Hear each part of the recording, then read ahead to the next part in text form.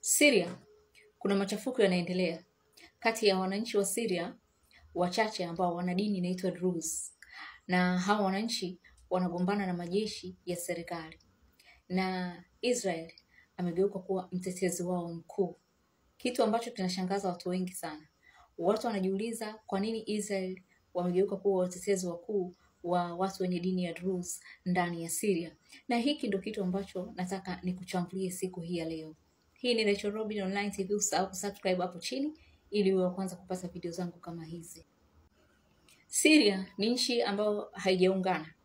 Watu wake hawajaungana kutokana na tofauti za kidini na kimadhehebu, lakini pia ardhi yao haijaungana kutokana na kwamba kuna vikundi tofauti tofauti vina control ardhi ya Syria.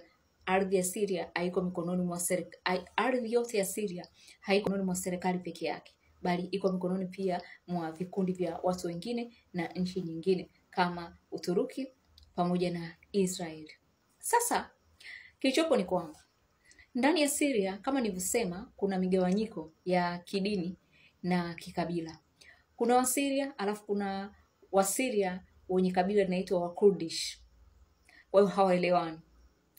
Lakini pia ndani ya Syria kuna udini na udhehebu. Kuna Waislamu ambao Waislamu na wenyewe wamegawanyika, kuna Washia na Wasuni, alafu kuna dini ya Kikristo na kuna dini ya Druze.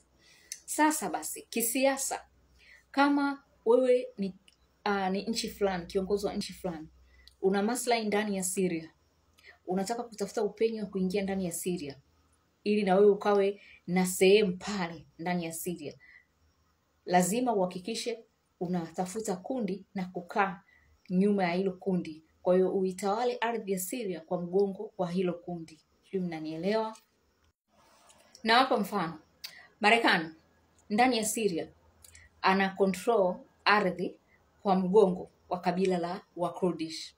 Kwa Marekani aliibuka akawa kama yeye ndio mtetezi wa watu wenye kabila la Wakurdish ambao walikuwa wakilalamika kwamba hawakai vizuri kutokana na kuwa na tofauti na serikali ya Assad.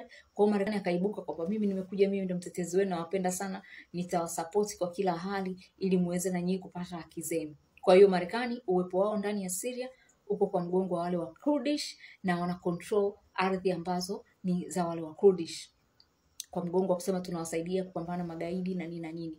Umeona? Alafu kuna Waturuki. Waturuki nao wanaseleleka na Uislamu dhehebu la Sunni. Wanakubalika kirahisi zaidi katika maeneo ambayo yanakuwa yana Wasuni. Kitendo cha Mturuki kuwa Muislamu dhehebu la Sunni, anapata support ya Waislamu wenye dhehebu la Sunni kule Syria. Umeona? Iran kwa muda mrefu sana alikuwa na uwepo wake ndani ya Syria kausimika, na yeye alusimika kupitia dhehebu la Shia, hasa kitengo cha Alawite, kile ambacho ndio kitengo cha Bashar al-Assad alichokuwepo. Kutokana na makundi yote haya, kwa hiyo Syria haiwezi ikawa ni Syria yenye amani, kwa sababu kila mtu ana maslahi yake ndani ya Syria. Kwa ndio maana Bashar al-Assad akahitaji ulinzi wa Warusi. Kwa hiyo Mrusi naye kupitia mgongo wa kumlinda Bashar al-Assad akawa anatimiliza maslahi yake ndani ya Syria, kama kutumia bandari kule Latakia na Tartus. Sasa ambaye alikuwa anatamani kuwa na uwepo ndani ya Syria lakini anashindwa jinsi ya kuingia, Israel. Na hii ni kutokana na kwamba Israel wana vita na Waarabu, na Israel anamiliki maeneo ya Syria, eneo la Golan Heights. Kwa hiyo hiki kitendo kinafanya kwamba Wasiria wenyewe wasiwe wanampenda Israel. Kwa hiyo na Israel wametofautiana dini. Waisraeli dini yao inaitwa Judaism, na Wasiria wana dini tofauti tofauti kama hizo ambazo nimezitaja, Waislamu, Wakristo pamoja na Druze. Kwa hiyo ni tofauti dini, lakini pia wana kisasi cha kwamba wana eneo la Syria ambao wataka kurudisha. Kwa hiyo Israel wanatamani kupata control ndani ya Syria na wenyewe, lakini wanashindwa jinsi gani wataweza kuingia ndani ya Syria na wenyewe na kupata control. Control pekee waliweza kuipata ni kuchukua eneo la Golan Heights mwaka 67. Lakini pia wanahitaji uwepo zaidi wa ndani ya Syria ili kuweza kupambana na Iran, ili Iran asijitanue ndani ya Syria, kwa sababu ni hatari kwa Israel, kwa sababu Syria imepakana na Israel. Kwa muda mrefu hili swala lilikuwa ni gumu kutokana na kwamba Syria ilikuwa inaongozwa na Bashar al-Assad ambaye alikuwa ni adui wa Israel. Sasa hivi kaingia kiongozi mwingine ambaye anaitwa Ahmed al-Shara. Jina lake la ugaidi la zamani alikuwa anatumia Abu Muhammad al-Julani. Sasa hivi jina lake la uraisi ni Ahmed al-Shara. Sasa huyu Ahmed al-Shara inaonekana kafungua milango kwa Israel. Inaonekana yuko tayari kushirikiana na Israel. Umeona? Kwa hiyo Israel wamepata upenyo. Lakini pia Israel wakatumia ule mwanya wa Bashar al-Assad kutoka kuweza kuhakikisha wanalipua miundombinu ya kijeshi ndani ya Syria ili kulifanya jeshi la Syria liwe kilema, ili ambapo wakianza kuingia kwa ajili ya kutimiza maslahi yao iwe ni ngumu serikali mpya ya Syria kuweza kumkabili Israel, na hivi ndivyo ilivyo. Umeona? Sasa basi Israel sasa hivi ana uwezo wa kuingia Syria na kutoka, lakini na yeye anataka kuwa na eneo analolicontrol ndani ya Syria. Utakuwa na eneo gani utakaolicontrol ndani ya Syria? Yeye ni dini Judaism, lakini pia kabila ni tofauti ya Myahudi wale wa Arabu. Akiangalia niingie maeneo yenye Waislamu, haiwezekani awampendi. Niingie maeneo yenye Wakristo, haiwezekani awampendi. Wakristo wa Mashariki ya Kati wanafahamu kwamba Israel ni tofauti na wenyewe dini, na wanafahamu jinsi ambavyo Wakristo ndani ya Israel wanavyokuwa wanapata tabu. Kwa hiyo na wenyewe huwa hawataki kuwa na ushirikiano ule wa karibu. Ni Wakristo wa Afrika tu ndio huwa hawafahamu haya mambo, sababu wako mbali. Kwa hiyo sasa Wakristo anashindwa kuwaingia ndani ya Syria. Kwa hiyo dini pekee ambayo anaweza kuingia kirahisi ikawa ni hii Druze. Haina watu wengi, na hawa watu waga wanakaa kimaeneo. Unakuta eneo fulani wanakaa wale wa Shia, eneo fulani wanakaa wa Sunni. Kuna baadhi ya maeneo ndio wamejaa hao wenye dini ya Druze, wana mitaa yao, ndio mitaa ambayo Israel anaitarget. Kinachotokea ni nini? Kinachotokea ni kwamba ghafla tu imeibuka kwamba kuna vikundi vya wale dini ya Druze wanapigana na serikali na majeshi ya serikali. Na Israel anasema mimi naingia huko ndani kuwasaidia watu wenye dini ya Druze wanaonewa na serikali. Sasa wananchi wenyewe wanalalamika, wenye dini ya Druze. Wanasema Israeli, sisi hatutaki aje atusaidie kwa sababu sisi hatuna ugomvi na majeshi ya serikali. Bali ni kuna wachache tu wanaotumika kuleta chokochoko katika majeshi ya serikali ili kumfanya Israel apate nafasi ya kuingia kusema anatusaidia, lakini kiuhalisia sisi hatutaki kuwa na ugomvi na serikali na wanaotumika ni wachache.